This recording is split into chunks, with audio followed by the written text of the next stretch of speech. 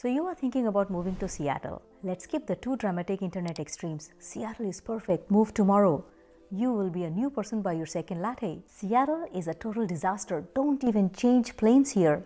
Reality? Seattle is a love-hate city. For the right person, it's a how did I ever live anywhere else. For the wrong fit, it's why did we do this and how fast can we undo it. In this video, you are getting a real relocation reality check. Lifestyle, cost, culture, and how Seattle and the Eastside actually feel to live in. So you can make a smart move, not an emotional one. If you are new here, hey, I'm Neelam. I help buyers, sellers, and relocators all over Seattle and the Eastside figure out where they actually belong, not just what looks cute on Instagram or Zillow. I also relocated here with my family. So what I share isn't just market data. It's a lived experience, especially if you have kids and things like school, safety, and daily logistics are top of your mind. Before becoming a real estate broker, I spent years in the tech world and went through multiple international relocations myself. I first moved from India to Singapore and later relocated from Singapore to the Seattle area with my family. So when I talk about the stress, uncertainty, and emotional side of moving, especially across countries and with kids, it's from first-hand experience, not just behind a desk. If you are planning a move and want a personalized game plan, neighborhoods, commute, schools, rent versus buy, my contact info is in the description. Reach out early.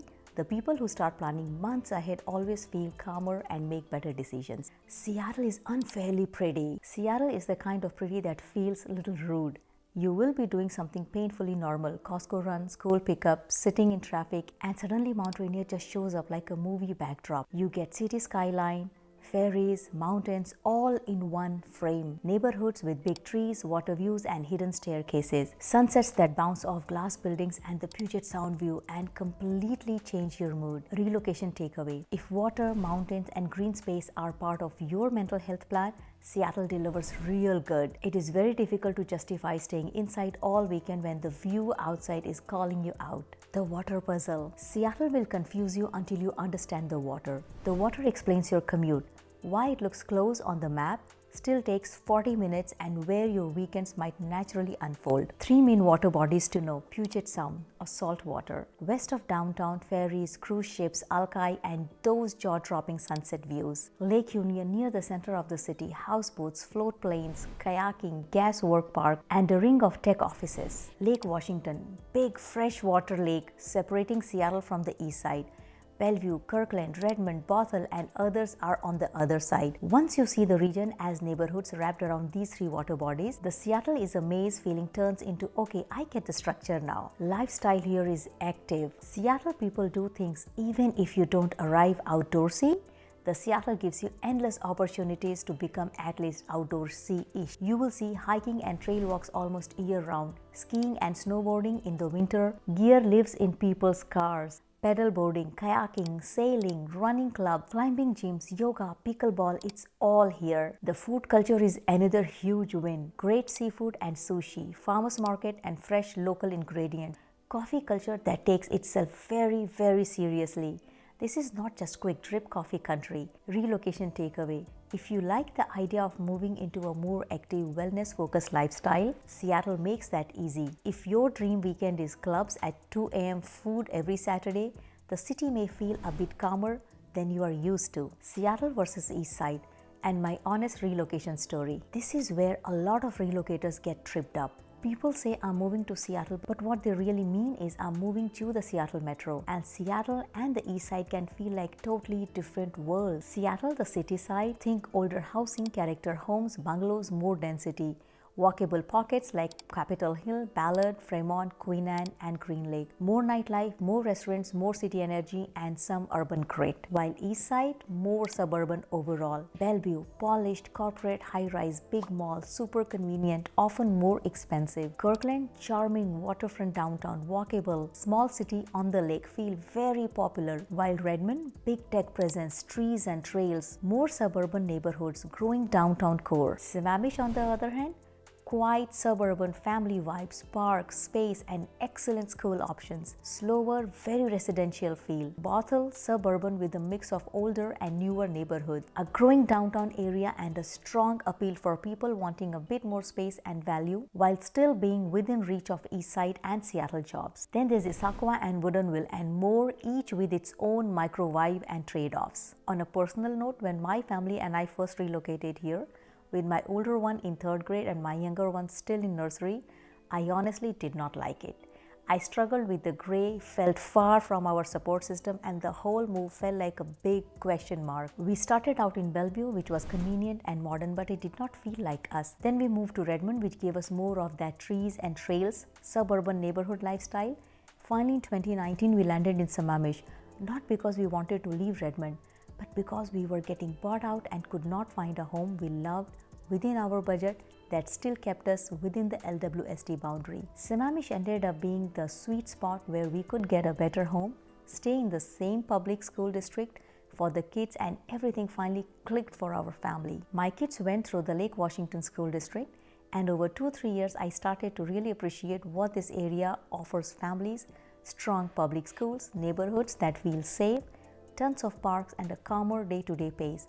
Somewhere in that journey, I went from I kind of hate this to I cannot imagine raising my kids anywhere else. I share this personal story because if you arrive here and don't fall in love immediately, it does not necessarily mean Seattle isn't for you. It might just mean you haven't found the right neighborhood or the right side of the lake yet. And for some of you, that might look like Bellevue or Redmond. For others, Sammamish, and for some, a place like Bothell, where you can often get a bit more space and value while still staying connected to everything. Relocation tips: if you thrive on city energy, walkability, older homes, and don't mind some grit, in-city Seattle might be your lane. If you want schools, space, quieter streets, and more suburban planning, the Eastside, Bellevue, Redmond, Sammamish, Bothell, Kirkland, Issaquah probably is where you will find your best fit. The big cons? You deserve the real cons upfront so you are not blindsided 6 months in. First, the gray stretch. It is not just it rains a lot. It's the long gray stretches in fall and winter where days are short, sun is shy, energy dips if you are not proactive. If you are mood sensitive, build a plan before you arrive. Talk to your doctor about vitamin D. Consider a light therapy lamp. Set up a gym or indoor movement routine and schedule social time on purpose. Con number 2, cost of living. Seattle is expensive, full stop. You feel it in rent or mortgage, eating out, parking, services, childcare. Those how did I just spend that much at the grocery store trips. Instead of just asking, can I afford Seattle? Ask, which neighborhood and lifestyle version of this region can I afford and actually enjoy. Con 3, traffic and bridges. Those pretty lake and the sound create real bottlenecks.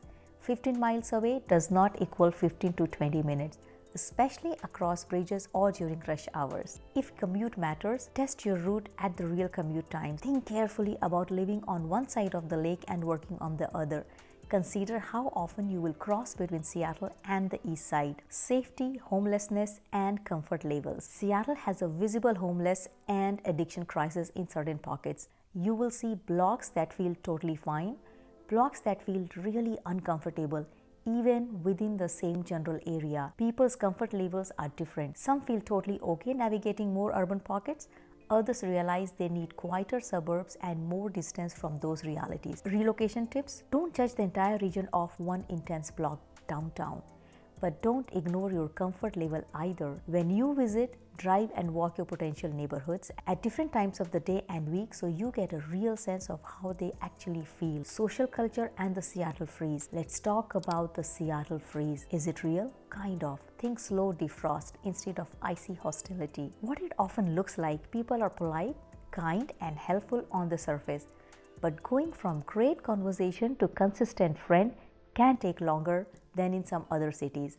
During darker months, many people go into cozy mode, home, close circle, early nights. If you are relocating solo, you need to plan your community intentionally. Join hobby groups, gyms, rec leagues, hiking or climbing groups. Go to meetups, professional or interest-based gatherings. Be willing to follow up and be the one who suggests plans. Once you are in, people here can be very loyal and long-term friends. It just takes a bit more time to get there. Walkability, hills and closing times. Seattle has genuinely walkable neighborhoods. Capitol Hill, Ballard, Fremont, Wellingford, parts of Queen Anne and others. You can absolutely build a life where you can walk to coffee, park, groceries and restaurants. But it is hilly, your legs will notice. Sidewalks and lighting vary by area. Compared to big nightlife cities, a lot of places close earlier than people expect. If you're used to 2 a.m. dinner kind of cities, Seattle can feel sleepy. If you like going out for dinner and a drink and then being home at a reasonable hour, you will be completely fine. Wildfire smoke is now part of the equation. In recent years, late summer wildfire smoke has become a recurring maybe in the Pacific Northwest. Some years you barely notice it. Some years you get hazy skies, unhealthy air quality days, outdoor plants moved indoors. If you or your kids are sensitive to air quality, plan on having an air purifier at home. Have indoor activity options ready for late summer. No, this is a broader West Coast issue now, not unique to just Seattle. At a high-level real estate snapshot, this entire channel exists just for this topic, so here's the short relocator-friendly version. Prices are very neighborhood dependent. Seattle City versus Bellevue versus Redmond versus Sammamish versus Bothell can feel totally different universes in terms of what you get for your budget. Condos, townhomes and single-family homes all behave differently, depending on location, condition and school zones. Broad patterns, inventory can feel tight, especially when rates don't encourage current owners to sell. Townhomes often have more supply in certain pockets and can be a good step-up option. Condos are very building dependent.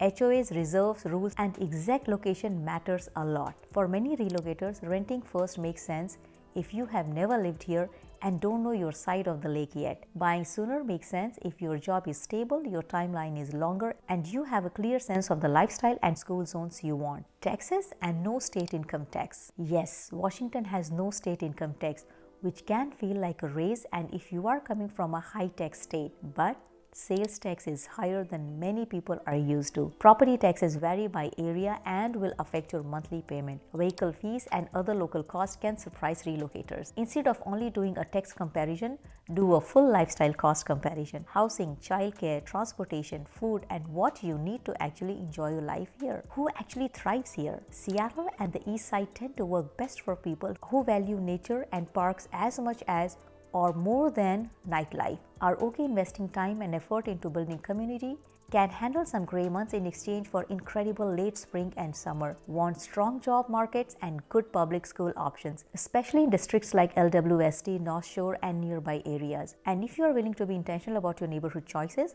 like your own Bellevue, Redmond, Sammamish journey, this region can absolutely go from I hate this to I cannot believe we ever considered leaving. So here's the real bottom line. Seattle is gorgeous, active and full of opportunity. It is also expensive, often gray and dealing with very real urban challenges. Your job isn't to decide whether Seattle is good or bad. It is to decide whether it's a good fit for you. Seattle neighborhoods versus Eastside versus further out, walkability versus space, commute versus remote work, rent versus buy, and which school district line up with your goals. If you want help narrowing that down, especially if you are relocating with kids and schools and safety matters a lot, reach out using the link in the description. That's exactly what I help families do. Avoid the we picked wrong regret and land in a neighborhood that works for their real life, not just their Pinterest board. And if you found this helpful, hit subscribe because there are neighborhood tours, relocation guides, and real market reality checks we do every week.